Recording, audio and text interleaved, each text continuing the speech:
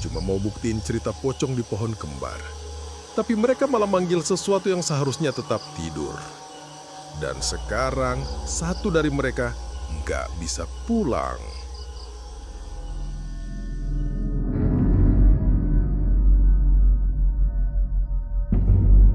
Like dan subscribe sekarang juga ke Update Story. Karena besok mungkin giliran kamu yang melihat sosok putih itu berdiri di luar jendela. Udara sore itu mulai dingin ketika rombongan anak muda dari Karang Taruna Desa Mekarwangi selesai mengadakan rapat koordinasi program Ramadan. Mereka berkumpul di pelataran balai desa, tertawa dan ngobrol santai sambil menyeruput es teh dari warung depan. Kalian pernah dengar gak cerita pocong di desa tengah? Celetuk Fikar sambil menggeser topi bolanya ke belakang. Beberapa anak langsung menoleh. Yang pocong di antara dua pohon besar itu? Tanya Dika penasaran. Nah iya, katanya itu pocong pasangan. Mereka dulu bunuh diri karena nggak direstui orang tua masing-masing. Mayatnya digantung di pohon kembar. Konon katanya, sampai sekarang pocongnya masih nongol di situ. Apalagi kalau malam Jumat.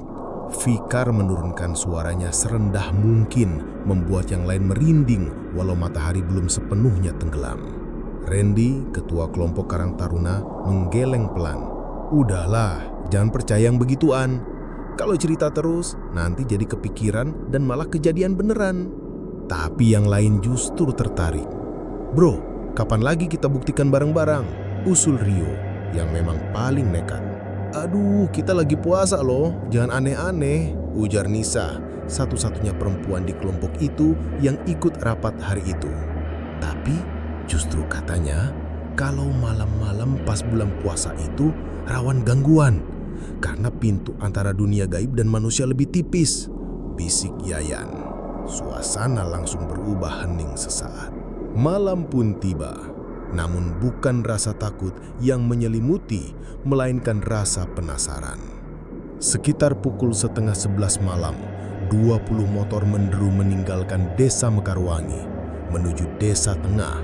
Lampu depan menembus gelapnya jalanan perkampungan yang hanya diterangi bulan separuh. Randy yang awalnya menolak, akhirnya ikut juga, meskipun mukanya kelihatan gak srek. Gue cuma ikut ngawasin, biar gak ada yang kenapa-kenapa, katanya datar. Desa tengah memang terkenal sepi. Di gerbang masuknya, mereka disambut papan tua bertuliskan, Desa Tengah, hati-hati saat malam hari. Beberapa warga tampak berjaga di sudut jalan, tapi mereka hanya melirik tanpa berkata apa-apa. Aneh, terlalu sepi, terlalu dingin. Sekitar setengah jam kemudian, mereka sampai di area sawah yang disebut-sebut menjadi tempat legenda itu berasal. Dua pohon besar menjulang seperti penjaga gerbang dunia lain. Di sela-selanya ada sumur tua yang separuh tertutup semak-semak liar.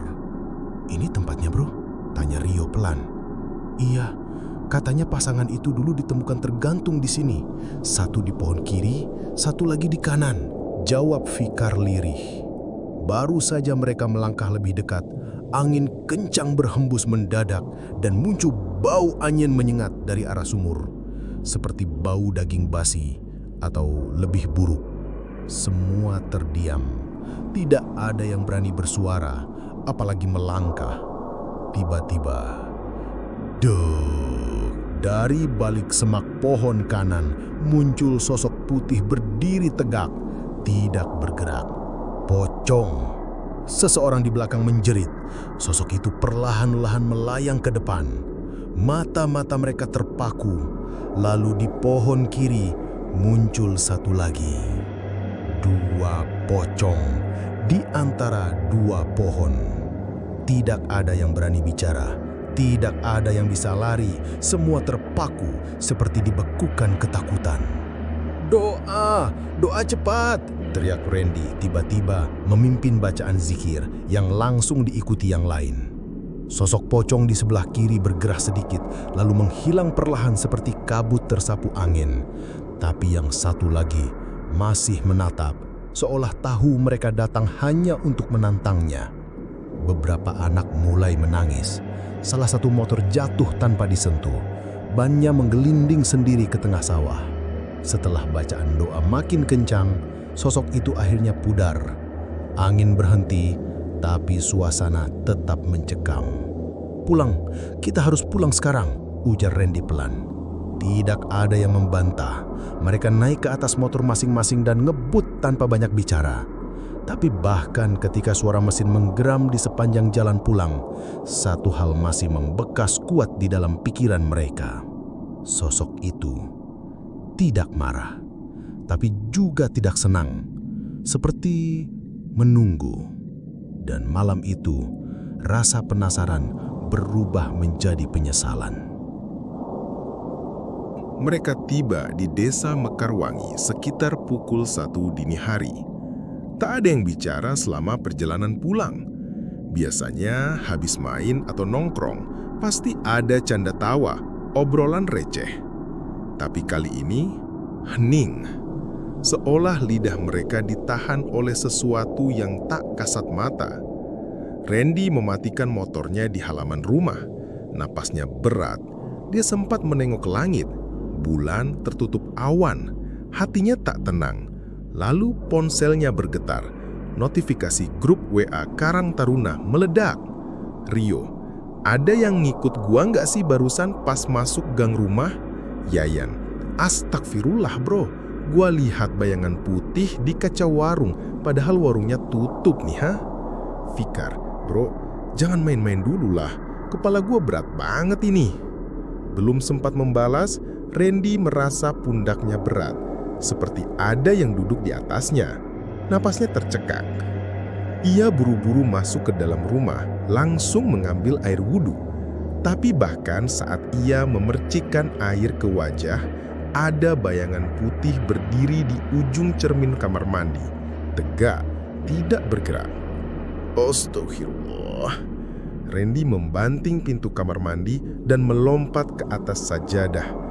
Tanpa pikir panjang, ia membaca ayat-ayat Al-Quran sekuat-kuatnya. Tapi di luar, suara pintu pagar seperti dibuka perlahan. Cekik. Duk, duk, duk. Suara langkah berat seperti benda lompat, berhenti, lompat lagi menuju jendela kamarnya.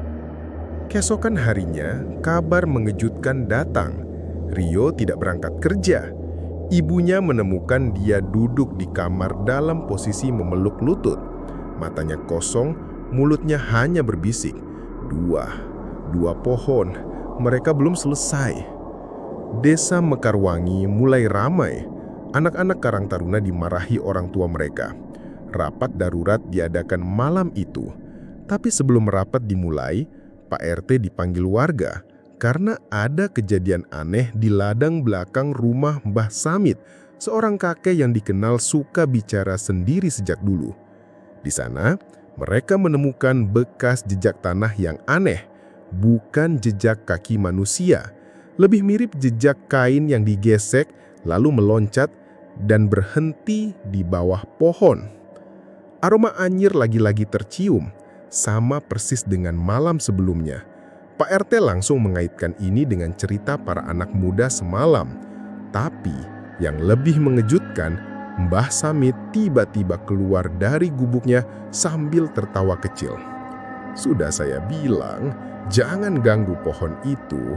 Mereka nggak suka diganggu, apalagi kalau datang rame-rame." Mata Mbah Samit tampak kosong, tapi tangannya menunjuk ke arah sumur tua di desa tengah. "Kalian pikir mereka cuma dua? Mereka tidak pernah sendiri. Mereka beranak dari rasa takut manusia." Semua terdiam. Dada mereka bergemuruh. Perasaan dingin menjalar di tengkuk.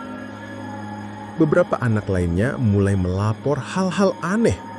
Dika mengaku setiap jam 10 malam ponselnya selalu menyala sendiri lalu mati. Saat dicek, wallpapernya berganti menjadi gambar 2 pohon berkabut. Nisa, yang awalnya tidak ikut ke desa tengah, kini mengalami mimpi berulang tentang seorang perempuan berpakaian pengantin terbungkus kafan. Perempuan itu menangis sambil menunjuk ke arah sawah. Yang paling parah adalah Fikar. Ia mendadak pingsan saat mencuci motor. Setelah sadar, ia menggigil dan berulang kali berkata, "Sumur itu, ada yang mau keluar dari dalam sumur." Randy, yang sejak awal skeptis, kini mulai goyah. Ia tak bisa menyangkal kalau ada sesuatu yang terbawa dari desa tengah. Malam itu, ia mendatangi Pak Ustadz Anwar, tokoh agama kampung mereka. "Ustadz, boleh saya tanya, kalau kita lihat pocong dan dia muncul bukan sekali, itu tandanya dia ngikut. Pocong itu tak selalu datang untuk menakut-nakuti. Kadang dia ingin didengar, tapi kalau dia merasa terganggu, maka bukan kalian yang membawanya pulang. Dia yang memilih siapa yang akan dia datangi." Randy pucat. "Lalu apa yang harus kami lakukan?" "Bukan kami, tapi kamu dan mereka yang datang malam itu. Kalian harus kembali ke sana, tapi bukan untuk menantang, tapi untuk minta maaf." Randy mengabari teman-temannya. Hanya 5 orang yang berani, dirinya, Fikar, Rio, Yayan, dan Nisa yang akhirnya ingin ikut karena merasa tertarik dengan mimpi-mimpi yang dialaminya.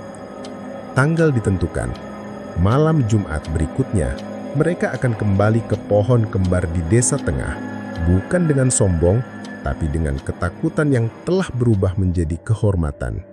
Mereka akan datang membawa doa dan harapan untuk bisa pulang dengan jiwa yang utuh. Tapi yang mereka tidak tahu, mereka memang diundang, tapi bukan oleh manusia. Tiba, hujan rintik menyapa tanah yang sudah lama kering.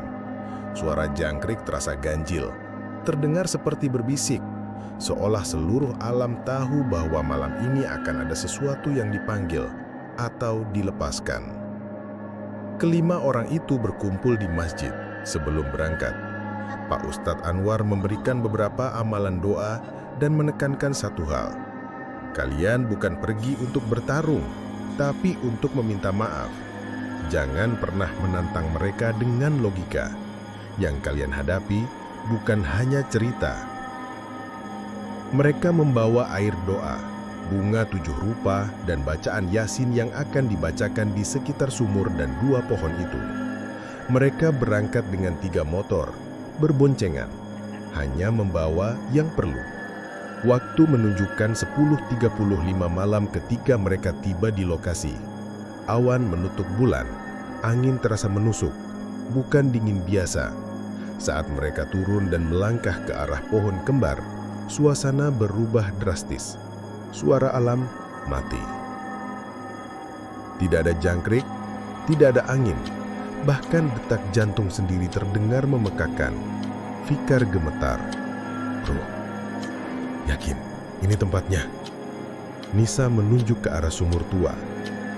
"Di mimpi aku, dari situ dia keluar. Bukan pocong, tapi sesuatu yang lebih tua." Mereka mulai menggelar tikar kecil. Randy membuka doa lalu membaca surah Yasin. Di antara ayat ke-17 dan 18, api lilin tiba-tiba mati tanpa sebab. "Jangan berhenti," bisik Pak Ustadz yang mereka hubungi lewat panggilan telepon. "Lanjutkan sampai selesai, apapun yang terjadi." Mereka lanjut. Saat ayat ke-36 dibaca, tanah di bawah sumur bergetar ringan, seperti ada yang bergerak dari dalam. Duk, duk, duk. Yayan yang sejak tadi diam tiba-tiba menangis. Tangannya gemetar, wajahnya pucat.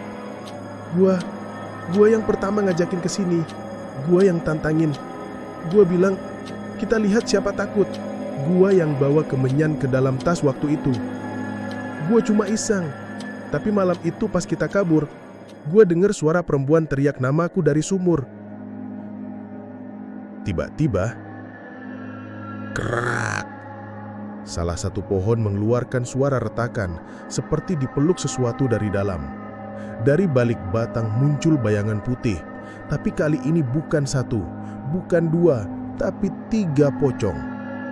Salah satunya tinggi, berjubah lebih panjang dari biasanya, dan wajahnya terbungkus kain kafan penuh bercak darah. Wajahnya tak bisa dilihat, tapi jelas matanya merah. Nisa menjerit, Rio jatuh tersungkur. Randy menggenggam tasbih sambil membaca sekuat-kuatnya. Allahu Akbar, la ilaha illallah.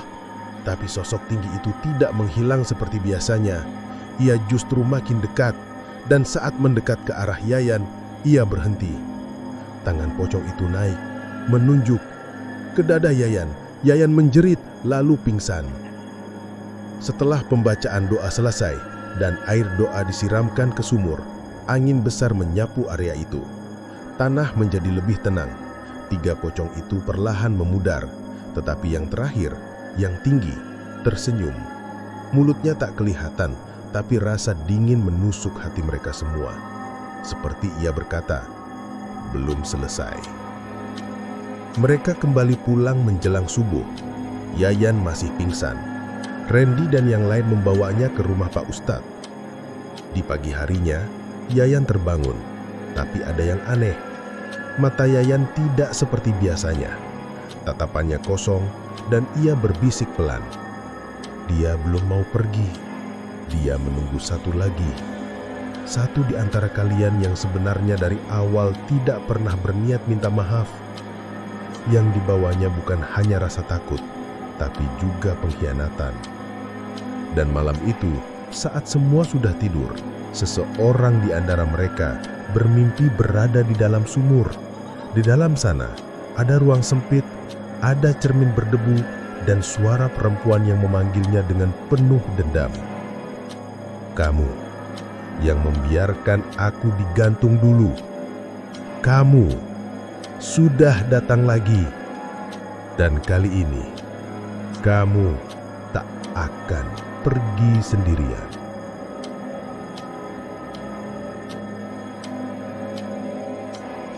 Yayan masih terbaring lemah di rumah Pak Ustadz. Tapi sejak ia bangun dengan mata kosong itu, suasana berubah.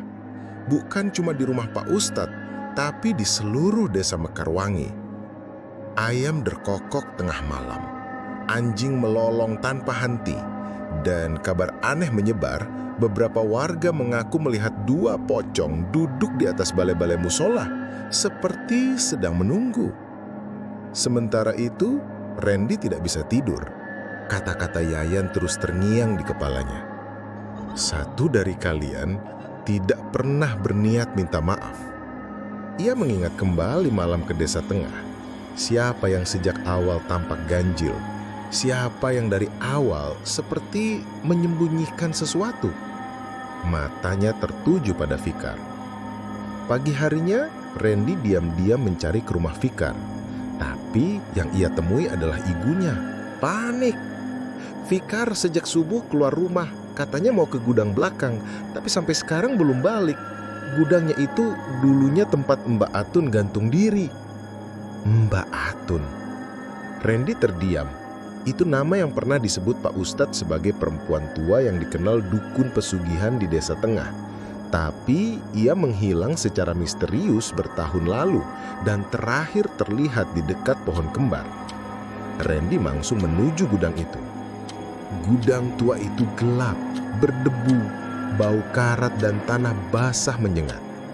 Di sudut ruangan ada peti kayu tua terbuka dan di lantai Fikar sedang duduk memeluk lutut berbicara sendiri. Gue nggak mau balik, dia udah janjiin gue segalanya, asal gue kasih 1 nyawa. 1 aja, cuma 1. Dulu gue yang suruh mereka ke pohon itu. Gue bawa bunga bukan buat minta maaf, tapi buat ritual pengikat. Dia bilang kalau gue bisa antar jiwa polos ke sana, gue bakal dapat ilmu kebal dan rezeki. Air mata Randy mengalir. Fikar, lu sadar nggak? Lu udah ngorbanin kita semua. Fikar tertawa. Kecil. Lalu dari belakangnya muncul bayangan putih. Tapi kali ini bukan pocong biasa. Ini makhluk besar dengan wajah perempuan setengah terbakar dan kain kafan yang menjulur sampai lantai. Dia membelai kepala Fikar seperti anak kecil. Anak yang baik, Sekarang gilirannya kamu. Krak. Lantai di bawah Fikar retak. Ia menjerit. Tanah menyedot tubuhnya ke bawah seolah terbuka menjadi lubang tanpa dasar. Randy, tolong gue nggak mau. Randy mencoba menarik tangannya, tapi tubuh Fikar terlalu berat. Suaranya menggema seolah ditarik dari dua dunia. Akhirnya genggaman itu lepas. Fikar menghilang ke dalam tanah dan hanya ada tanah kosong di depan Randy. Setelah kejadian itu, teror perlahan bereda. Yayan sadar, tatapannya kembali jernih. Dan anehnya, pohon kembar di desa tengah mendadak tumbang meskipun tidak ada angin, tidak ada badai. Warga menyebutnya keajaiban. Tapi Randy tahu, itu bukan keajaiban. Beberapa minggu kemudian, Randy mendapat mimpi. Ia berdiri di tengah sawah dengan sumur di depannya. Di sana, Fikar berdiri, tapi bukan lagi sebagai manusia. Tubuhnya membusuk, matanya hitam. Gue cuma korban pertama. Setelah ini, siapapun yang penasaran akan dipanggil juga. Dan entah kebetulan atau tidak, video TikTok dari anak desa sebelah mendadak viral. Guys, katanya ada 2 pohon horor di bekas desa tengah. Tapi pas gue cek, nggak ada apa-apa, cuma tanah kosong. Tapi kenapa gue kayak dengar suara perempuan nangis ya? Komentar netizen. Fix urban legend itu nyata sih. Jangan-jangan kalian buka lagi gerbangnya. Serem bener, jam 3 pagi nonton ini merinding cuy. Ada yang bisa kasih lokasi eksaknya nggak? Mau coba nih. Dan malam pun kembali tenang. Untuk sekarang. Mereka pikir pocong itu hanya muncul malam itu saja. Tapi hingga hari ini masih ada yang melihat sosoknya di antara pohon besar. Menunggu kamu yang berikutnya. Like, komen, dan subscribe ke channel Abdan Story. Biar kamu nggak ketinggalan kisah horor lokal selanjutnya. Sampai jumpa di mimpi burukmu berikutnya.